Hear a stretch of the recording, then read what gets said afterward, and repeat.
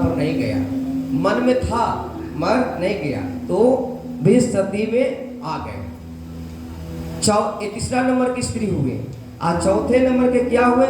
बिनु अवसर भय तेरा जोई, बिनु अवसर भय तेरा जोई, जान अधम नारी जग सोई, जान अधम नारी।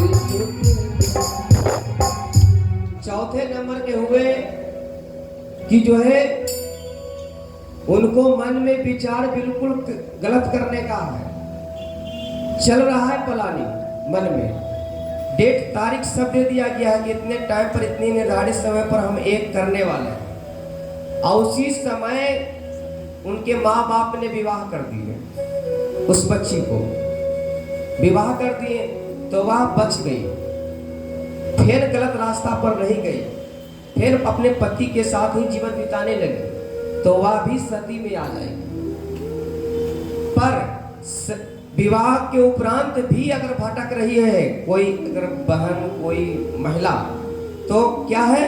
पति वंचक पर पतिरति करही, पति वंचक पर पतिरति करही, रौरव नरक अक्सर परही, रौरव नरक बिनु शरम नारी परवनति लहई, पतिव्रत धर्म छाते चल गई, राम राम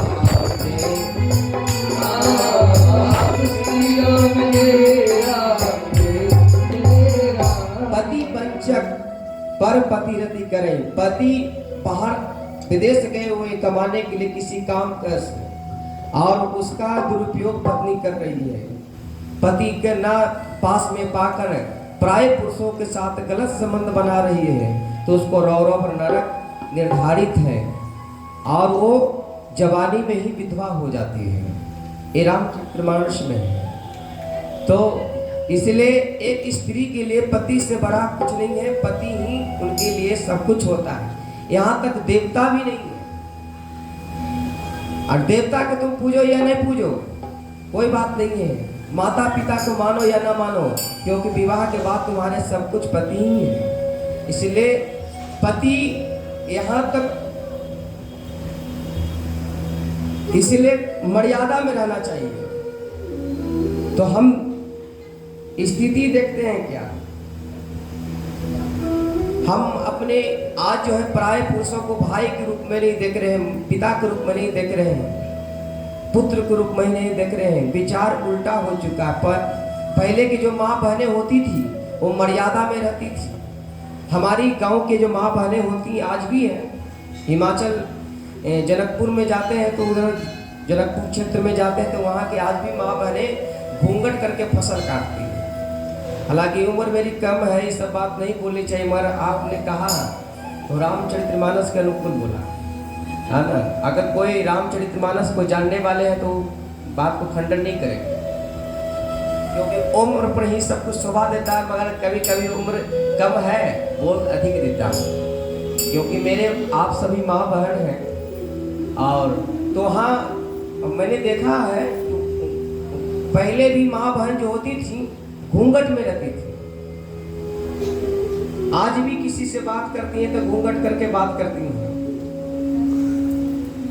तो घूंघट क्या है? पर्दा में रहना सिखाता है ना। घूंघट जो है पर्दा में रहना सिखाता है। हमारे भारत में रिवाज है पर्दा, पर्दा में माँ बहन जितनी घूंघट में रहती है उतनी ही सुंदर दिखती है।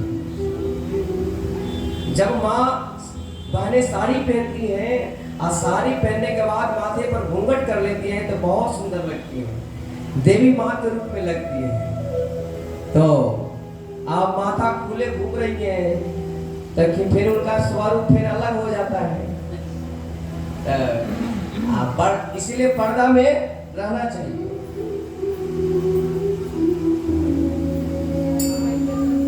तो एक गांव गांव के एक बहन थी, गांव की बहन थी जो घूंघट जा गई पानी भरने के लिए तालाब पर से पानी भर के आ रही थी, घैला में लेकर आ रही थी। और दो मूर्खों के आना हुआ, उस मूर्ख के देख के जो है वो उसको आना हुआ, इन्होंने जो देखकर जो है घूंघट कर ली। वो महिला थी जो घूंघट कर ली। अब दोनों लड़ना शुरू कर दिया कि देखो मेरे देख के जो है घूंघट कर लिया। उसने बोला कि नहीं नहीं नहीं, मेरे देख के घूंघट किया है। बोला नहीं, मैं बड़ा हूं इसीलिए मुझे देख के घूंघट किया है। लोग दोनों अपने में लड़ने लगा कि नहीं, मुझे देख के बड़ा घूंघट किया है, मैं इसे जानता हूँ, बड़ा हूँ इसीलिए घूंघट किया है देख के।